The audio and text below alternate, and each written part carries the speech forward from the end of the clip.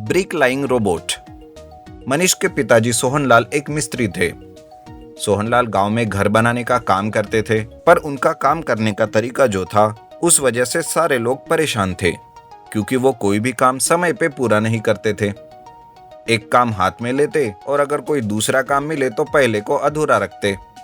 इसी तरह से एक बार की बात है, जब गांव का एक आदमी सोहनलाल के पास आता है और वो कहता है, अरे सोहनलाल, मेरा घर बारिश की वजह से गिर गया है।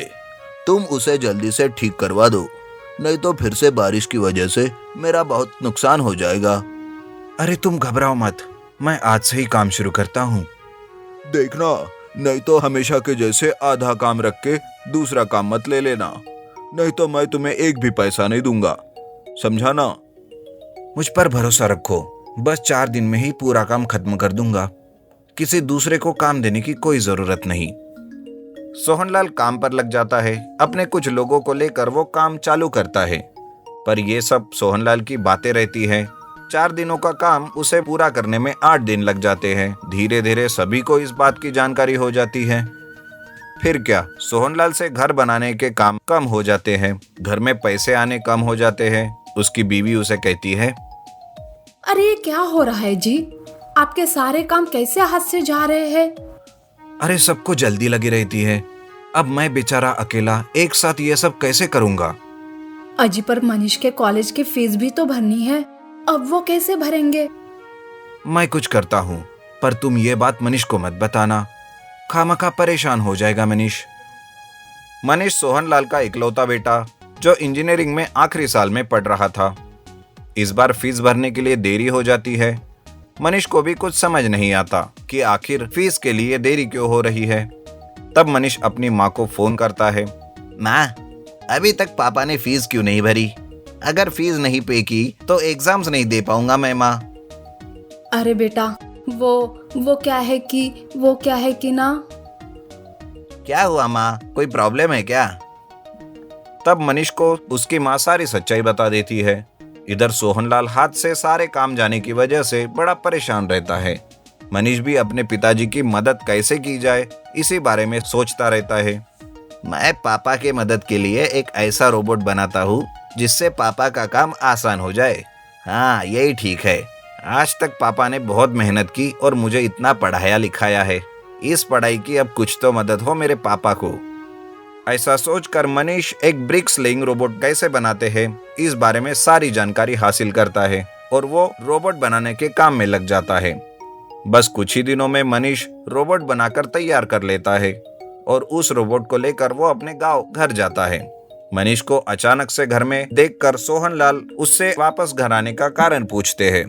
तब मनीष कहता है, पापा, मैंने आपके लिए एक ऐसा रोबोट बनाया है जो आपकी घर बनाने में मदद करेगा और आपका काम आसान हो जाएगा। ये देखिए पापा, आपका ब्रिक स्लेइंग रोबोट। ये तो बहुत अच्छा है बेटा, पर अभी मेरे पास तो कोई भी काम नहीं है। आप चिंता मत कीजिए, आपको बहुत सारे काम मिलेंगे, चलिए मेरे साथ। ऐसा कहकर मनीष अपने रोबोट को लेकर एक ऐसी जगह जाते हैं जहां पर घर बनाने का काम चल रहा था। मनीष अपने रोबोट से काम चालू करता है और देखते ही देखते एक दिन का काम बस कुछ ही पलों में खत्म कर देता है। इस तरह काम का प्रयोग देखकर सारे लोग चकित हो जाते हैं। फिर एक आदमी आता है और उसे कहता है, अरे, इस रोबोट से कितने जल्दी काम हो गया। आज से हम सोहनलाल को ही घर बनाने का काम देंगे। देखा पापा, अब कोई भी चिंता नहीं है, काम ही काम है आपके पास। हाँ बेटा, पर मैं इसका कैसे इस्तेमाल करूंगा? मुझे तो कुछ भी नहीं पता इसके बारे में। मनीष अपने पापा को ब्रिक स्लेइंग रोबोट के बारे में सारी जानकारी देता है और उसे कैसे ऑपरेट करे वो भी सोहनलाल को बता देता है। सोहनलाल अपने बेटे मनीष की होशियारी से बहुत खुश हो जाता है और गांव के ही नहीं बल्कि दूसरे गांव के भी काम उसे मिलने लगते हैं। इस तरह सोहनलाल कम वक्त में ही ढेर सारे पैसे कमाने लगता है। वो वक्त पर मनीष की कॉलेज की फीस भी भर देता है और बाकी की जिंदगी खुशी खुशी बिताता है। Bricks swimming pool house. Motipur नाम के एक गांव में एक अजीत नाम का किसान रहता है। उससे प्रकाश नाम का एक बेटा होता है। वो बहुत होशियार था। प्रकाश को स्विमिंग करने का बहुत शौक होता है। प्रकाश के घर के बाजू में उसका दोस्त अमीर चंद रहता था। वो नाम के जैसे ही बहुत अमीर था। उसके घर में एक स्विमिंग पूल होता है। उसे देखकर एक दिन प्रकाश और उसके बाकी दोस्त स्विमिंग करने जाते हैं और वो स्विमिंग करके मजे करते रहते हैं। तभी अमीरचंद के पिताजी गुलजारी लाल वहां घर आते हैं और गरीब के बच्चों को उनके स्विमिंग पूल में नहाते हुए देख वो आग बबूला हो जाते हैं। वो उन्हें कहते हैं, अरे ओ, तुम्हारी हिम्मत कैसे हुई मेरे घर में आकर स्विमिंग पूल में नहाने की? चलो निकलो यहाँ से, ये कोई खैराती स्विमिंग पूल नहीं है, निकलो यहाँ से। ये बात सुनकर प्रकाश नाराज होकर घर चला जाता है और एक जगह बैठा होता है। तभी उसके पिताजी आते हैं। वो उससे पूछते हैं, अरे क्या हुआ मेरे बच्चे, ऐसे नाराज क्यों बैठे हो? क्या पिताजी, बाजू के गुलजारी लाल जी के यहाँ हम स्विमिंग पूल में तैर रहे थे तो उन्होंने हमें भला बुरा कह के बहुत जलील करके बाहर निकाल दिया। अरे बड़े धनवान लोग ऐसे ही होते हैं बेटा, तुम उनकी बात का ज्यादा टेंशन मत लो। ये कहकर प्रकाश के पिताजी अपने काम पर लग जाते हैं, लेकिन प्रकाश नाराज का नाराज ही होता है। उसे देखकर उसके पिताजी को लगता है कि प्रकाश की नाराजगी कैसे भी खत्म करनी पड़ेगी और उसके लिए उसे घर में ही एक स्विमिंग पूल तैयार करके देना पड़ेगा। ये सोचकर वो घर के ही कुछ ईंटें उठाकर आपस में जोड़ते हैं और उसे सीमेंट से पक्का करके एक ब्रिक्स हाउस तैयार करते हैं और उसके अंदर ब्रिक्स से ही स्विमिंग पूल भी बनाते हैं। ये देखकर प्रकाश बहुत खुश हो जाता है। प्रकाश उस स्विमिंग पूल में पानी भर के तैरने का आनंद उठाने लगता है। थोड़ी देर में उसे देखकर उसका धनवान दोस्त अमीरचंद भी उसके घर आता है और कहता है, अरे वाह प्रकाश, ये स्विमिंग पूल तो बहुत अच्छा है, क्या मैं भी इसमें तैर सकता हूँ? हाँ हाँ बिल्कुल, लेकिन तुम्हारे पिताजी को कोई प्रॉब्लम नहीं हो तो? अरे पिताजी को मारो गोली, उनका स्वभाव ही ऐसा है।